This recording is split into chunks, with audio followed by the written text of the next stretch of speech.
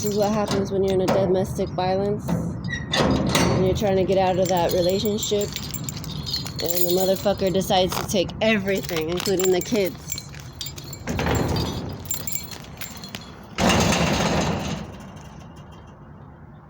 My life never mattered because look at all my kids' stuff is there and all my stuff is there. Doesn't matter. My picture's there too.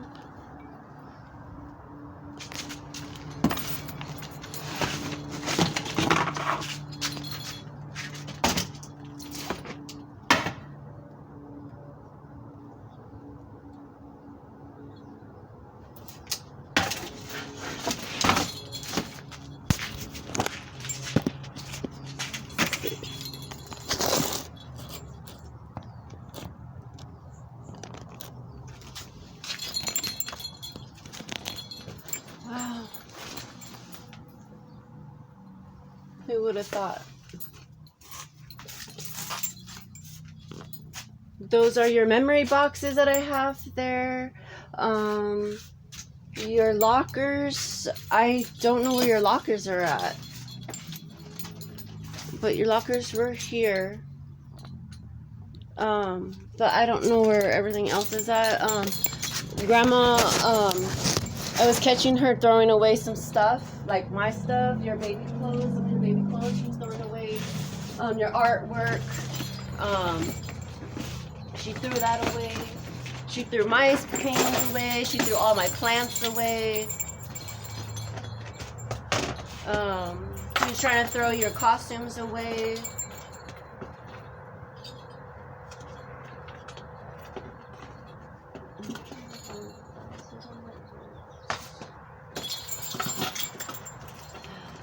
Oh, I found your social security calling, your number. I found Anthony's. Maybe I need that. Camera resource, cat team. Oh, I have all these. I have all these things that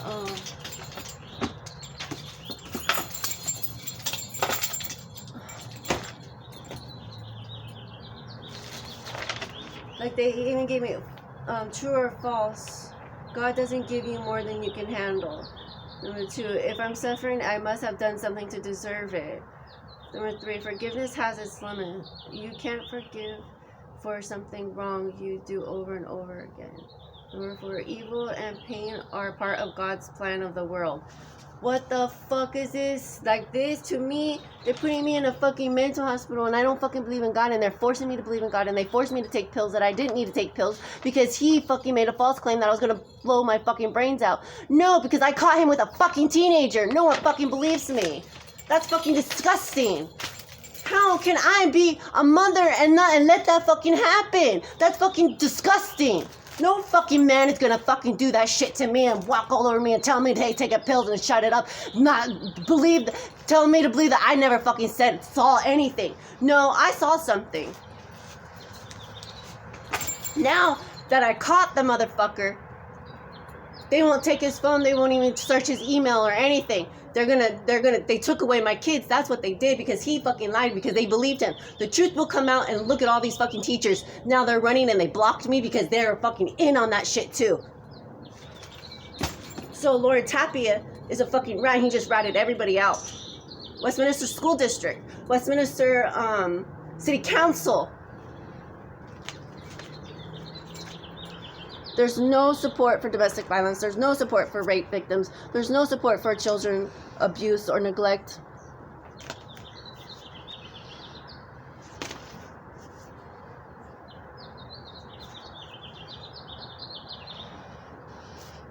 My dad was very abusive.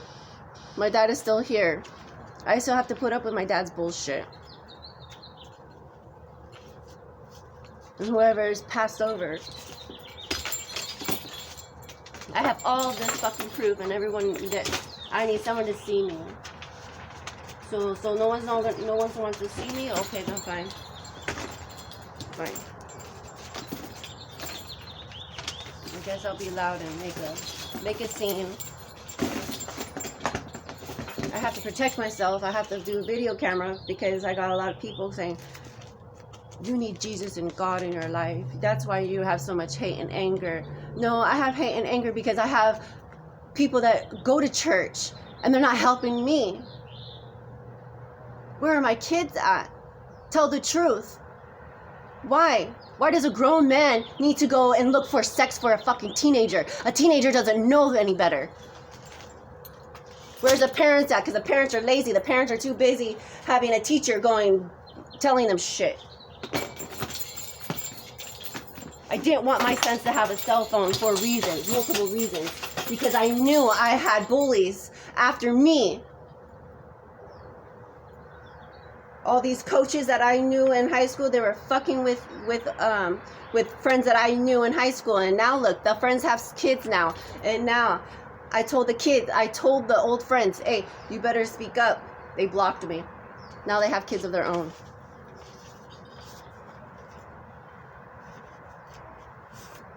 I caught my son. I caught my son looking at porn, and I did not like that. That's not love. What happened to you? I've been asking this for several years. 17 years. Now it's already 5 years now. I already told the school district that my son, Desi, told me that someone was touching him. I told the school. I went to the school. I went to the principal. I asked for help. They didn't help. They said there wasn't enough evidence. We can't go anymore. I find out that baby Veronica Jr. was taken away from the house because a dad was touching her. She went into a mental facility. Then she told everybody she lied. She made it up. She read it in a book somewhere. That she made everything up. She didn't make it up. Her parents are brainwashing her. Her parents are telling her, you are lying. You are lying. Because I heard mommy get this saying, you know your dad loves you. You know your dad never touched you. Why would you say something like that? What kind of grandmother does that to their own granddaughter? I'm not going to have my mom. I'm not going to have any grandparents do that to my kids. I believe my kids. I trust my kids. I know my kids are telling the truth. So if they're telling me that someone's touching them, and I know someone's touching them because I see it. It shows it right there. The proof shows it right there, physically and mentally. I can only do so much. I was telling their dad to help me. And look at, this is why he wasn't helping me, because he was too busy doing something else. Where is my help? Where's his family at? His family knew because it's all in the fucking family. Daniel Escamilla, I'm talking to your mom. Your mom is dead. Karma, she's going to return to you. Return to everything to sender. So whatever you did to me, she knows. My dad knows. Everybody knows. And now I'm going to tell everybody else.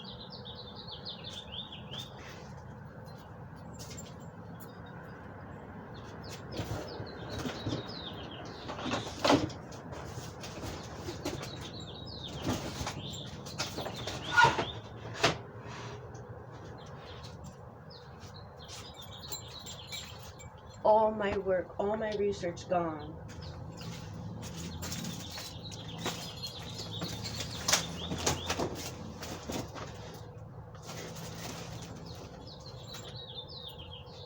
You don't need pills. Schizophrenia is fake. Bipolar is fucking fake. These doctors, man. I need a person. I need somebody that has a heart. No one has a heart. I think it's the kid's fault. I think it's disgusting.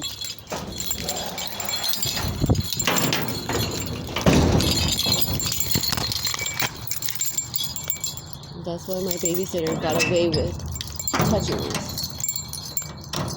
My babysitter used to put shit in her food, make us sleepy, like really tired.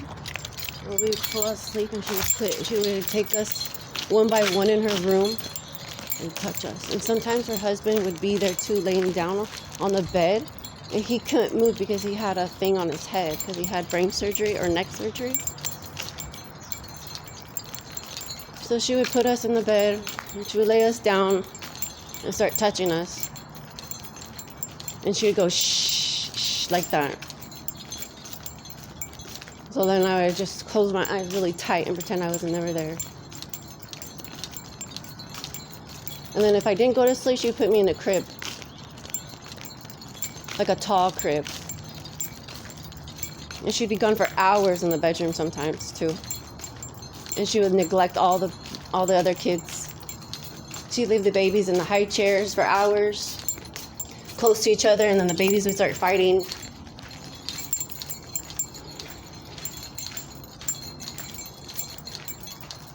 Cartoons helped me at that time. My mom, I told my mom, of course she didn't care. She said she doesn't remember. I know I told her. I told her about Brandon too, and the fence. I remember she getting mad at me.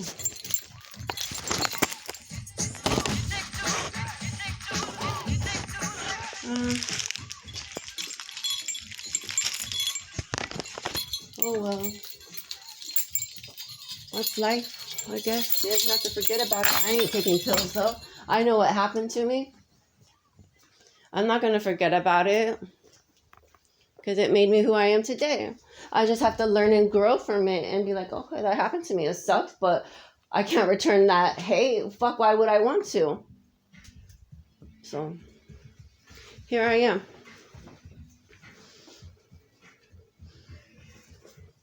And for Michelle Castro to say that she will destroy me, how are you going to destroy me when you're destroying yourself? You're destroying yourself. Stand up and speak up because your mom is also dead and I'm also talking to your mom and your mom doesn't like it.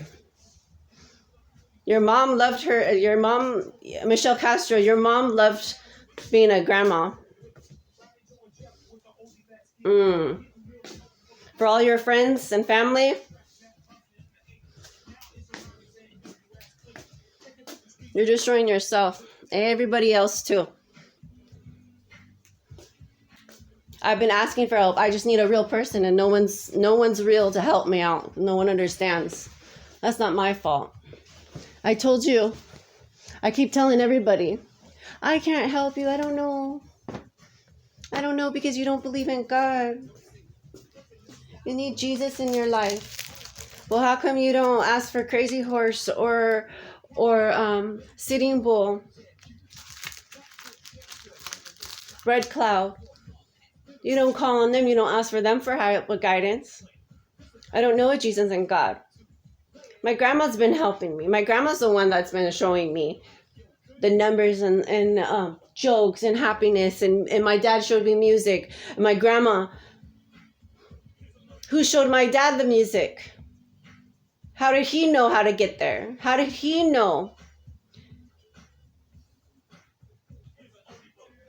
My dad, when my dad was going through that hard time when his ex-wife took his kids to New Mexico, his mom died too. So everything turned upside down for my dad. So I know my dad was being tested more ways than one because of a woman.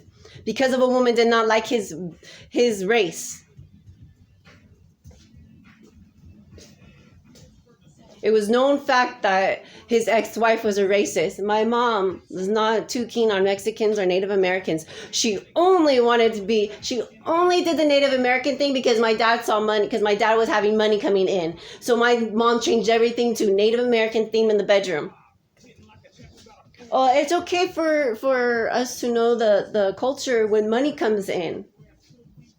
I never liked the money. It was blood money. My mom would always blame my dad for overspending. Then I find out it wasn't my dad overspending. It was my mom overspending. My mom was blaming it on my dad. And she's still doing it. Dad's not here. So who are you going to blame? She's going to blame everybody else. She's even going to blame me.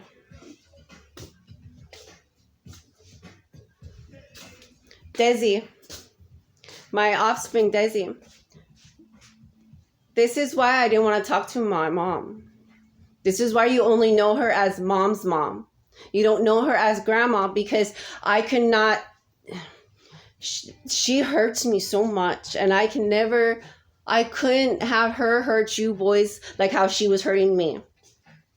I need you boys to grow spiritually and with your art. And she does not like art. She thinks if it's a celebrity doing it, good. She'll believe a celebrity more than she'll believe me. She'll believe a racist friend more than she'll believe me. I have a godmother named Aunt Bonnie. I call Aunt Bonnie. I don't talk to her anymore. I used to talk to her when I didn't talk to my mom. I told this Aunt Bonnie, and my Aunt Bonnie's not blood related to me. She's been my mom's friend since she was in 3rd grade or 2nd grade. She was a person I called when my dad died, or when my mom was in the hospital. She came. She helped me at that time, and I thought she was going to help me here. She doesn't believe. I told her that my mom is very evil. She's very hurtful. She's very jealous of me. Now that I find out that she's been talking to her, like, this is what my mom does. She tells the whole family shit, and now no one listens to me. No one knows me. I never knew the family. I don't know. I have a cousin named Lauren. I tried to reach out to her, but my mom got to her. My mom talks shit on me all the time. What kind of mother does that? And then she'll say, your kids should be your number one priority. Where is she? She's out doing Uber when she could be out helping me go to get somebody. This has been going on for 2 fucking years already. No help, no support's coming. I have to be my own mom. I'm tired of being my own mom. I'm tired of being my own help. I don't want to be here. I'm not safe living in United States of America. I never have. I know my rights were never here. So I'm showing everybody. I'm proving everybody. And in therapy, they told me,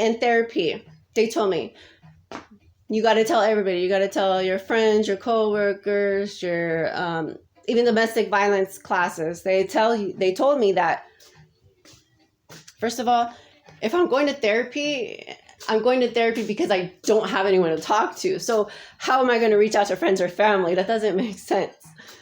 That's the whole reason.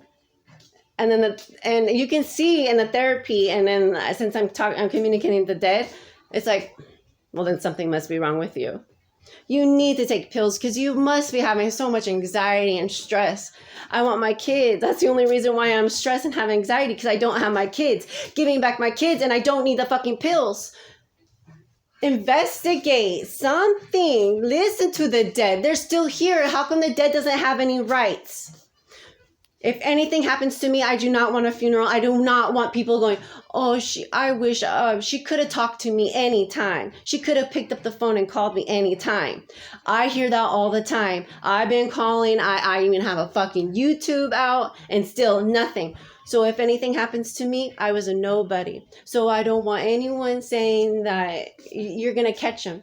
And if they do, I hope they do jail time. For anyone that says that that there was someone to call, or that they were the person to go to, I hope my kids pursue prison time or whatever, jail time for the people who said that. Because I even told everybody too about the pandemic, and no one believed me about that. Everyone was laughing at me about the shots too. So I can't keep doing this over and over again. It's just not fair to my body and my soul and my health and my mental being. So I'm protecting myself, and I'm just going to let it just have it on my body. My body's wearing out. You will see me die on YouTube. So for all these people that listen, they are ignoring, just like when my dad died. Like outside, it was a ring. It was a circus. That's how sad it was. Everybody was watching. No one cared. They even went to like up close and personal with my dad, like looking at him on the floor, like, what are you doing? And then like, oh my God, I can't believe these people have the audacity just to stare. Like,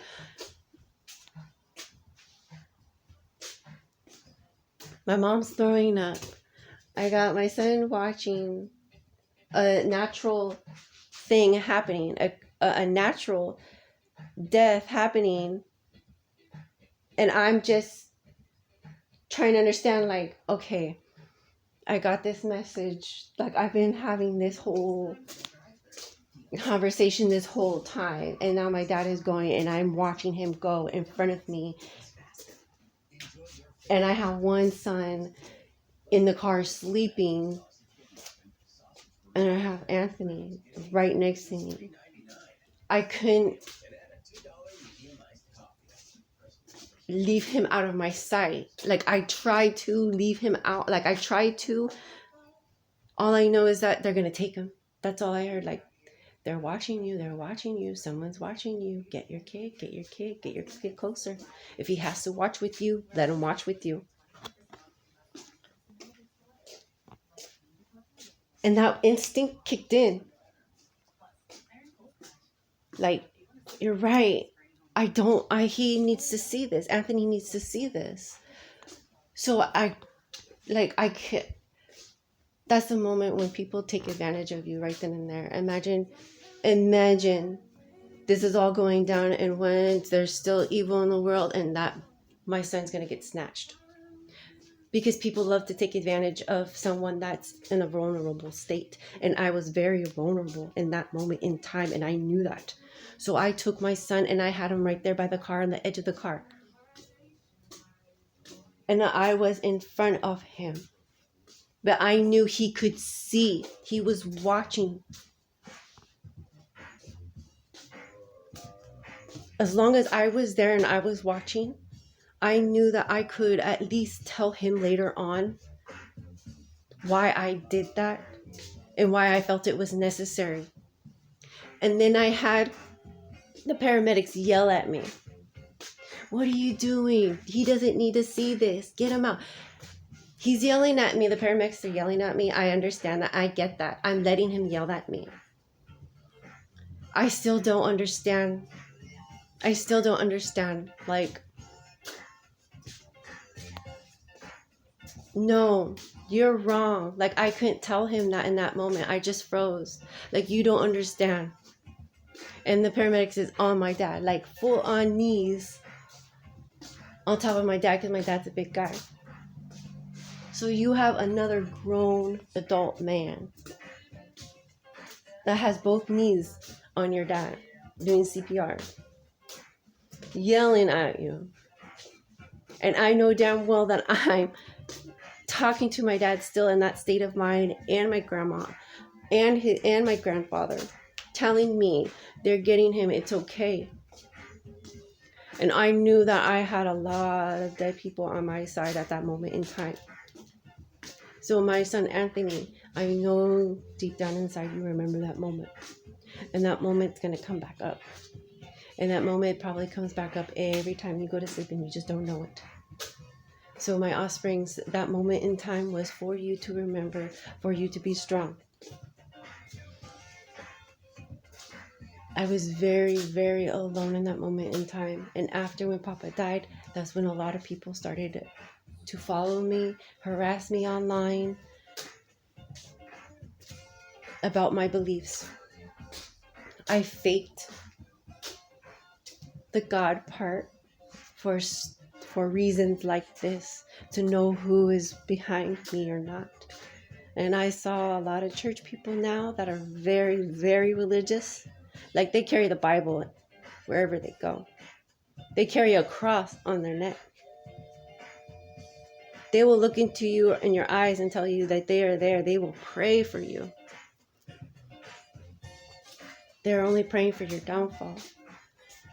I have nobody, and they are They are praying to God and Pope and Jesus for people like me, for my downfall, because I don't believe in that type of hate. I believe in that if something happens, you need to help. If someone falls, you help them out. Even if they're a stranger, they fell. It's just common courtesy. It's just common sense to help someone out that fell. If someone's crying, ask, why are you crying? Why are you sad? What's wrong? Why is that so hard? I see kids cry all the time and I'm not allowed to talk to them because I see their parents watching, but they let their kids cry. I saw in Walmart the other day, a teenager wants a baggy shirt and was fighting with the dad. And the dad would not let his daughter wear a baggy shirt. And she felt comfortable in a baggy shirt. But the dad's like, no, you're not getting it. I don't want you to get it. It's too big for you. You don't need it. You look trashy. You look sloppy in it. It's not good for school. Your daughter is asking for a shirt that she feels comfortable in. Why are you forcing her to wear something that she does not want to wear, that she does not feel comfortable in? You fathers need to protect their children, especially their daughters too. It doesn't matter what you wear, a guy is going to rape you or take advantage of you no matter what. A hole's a hole. Doesn't matter. There's people like that. So those dads need to understand that there's fucking shit people out there like that. And just like the moms.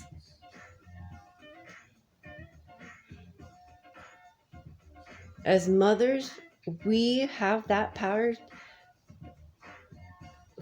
to have a boy go into a man's state to become a father, to become a great father for their future kin, for their future family. For mothers, that's our job, is to make sure that we make strong men for future women and men. So that goes on. Trump, Hitler, all the presidencies, all these Congress leaders, they're not making family to be strong. They're making people to go into slavery. They're making people to follow what they've been taught. It's not going to work. I need support. I need help, and there's no support. So why would I tell my kids that I want grandkids when I don't have my kids? Why am I going to tell my kids if they have a girlfriend or their person, don't have kids, don't make offsprings, because the government's just going to take them and use them as guinea pigs. That's going to break your heart. I can't let my kids be guinea pigs. I can't. I don't want to. I'm going to die fighting for my rights and for my kids' rights, because my birthrights are my kids. That's my birthright. It's my responsibility for my kids. I'm the one that gave birth to them. The United States of America did not give birth to them. I did.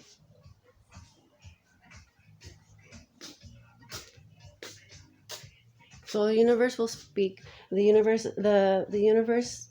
has my back. The United States doesn't. The United States does not have authority over me. And I do not feel safe living in the United States of America, and I want my kids back. I've been asking for help, and there's no help. I know a lot of things, and I'm also forgetting a lot of things because it apparently doesn't matter. I miss you boys wherever you're at. Happy spring. We go forward, we clean. See you boys in a bit.